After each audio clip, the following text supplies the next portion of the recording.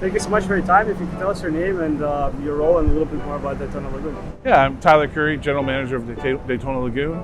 Our property here, we have a seasonal water park that usually runs roughly March to October, as well as a family entertainment center with go-karts, laser tags, arcades, those type of things. That is year-round facility here. Can you tell us a little bit more about the partnership that we formed between GoX and Daytona Lagoon about the scooters, and like how did it fit into your business? Yeah, I mean, it really intrigued me when I first reached out to about it.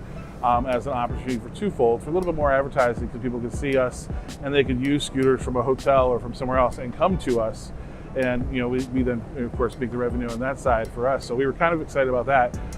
Once we actually got the scooters here and when partnering with you guys, I also saw that the amount of people who were coming in here, coming back out in the flow of traffic, who saw them, really were excited about them. They're really interested. They really, the time we rented them, it was hard to keep them in stock. You go through them so quick because as people were walking out, as people were walking in, they saw the scooters, like, oh, that's fun, that looks cool, and they jump on them, ride for a half hour, come back, or go back to their hotel, or those type of things. And I think really the exposure that people saw them sitting outside in front of our building really helped both GoX to get the exposure, as well as us, because it gave us an opportunity to make the revenue share with you, as well as it gave us the opportunity to have be on your app, so people would come to us using the scooters and then use our facility itself, and they could get here mobilely easier.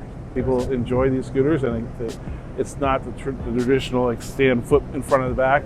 They're easier to stand on, they're easier to control, they're easier to have fun on. So I think people understand that too, and they see that in your scooters. And your team does a great job of keeping them, keeping them working, keeping them, looking good. Those type of things. If one breaks, sometimes the customer will tell us that, and we'll call you guys, and you guys come out and repair it or take it away, really, and then bring us another one back here. So I mean, you guys, the partnership we have with you guys has done really well on the maintaining them also. I think that the guests really expect that, because it's a vehicle, they're going to be out and about, so they want to make sure it's safe too. So I think the GoX team has done a good job of that. One of my last questions for you is, we're kind of living through this global pandemic, coronavirus, that primarily I would say, besides just like a lot of people's jobs, it also affected millions of small businesses around the world.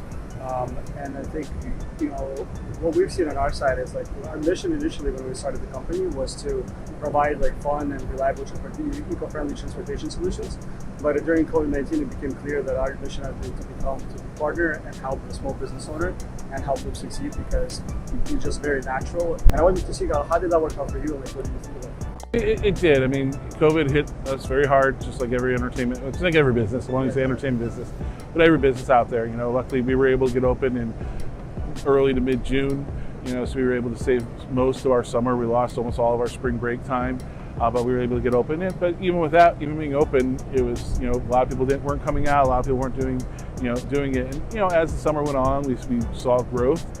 But this was something that it was just another revenue stream for us that would just help us. It couldn't replace what we lost, but at least it replaced a portion of it to help us get through that time. The area that the scooters stand is a very small area, and we look at our square footage. We have a very small footprint, and we have a lot packed into that footprint. So if we were able to generate a good chunk of revenue from a certain set area, that's huge for us. And the amount of revenue generated by the scooters, for the footprint we have, is very good.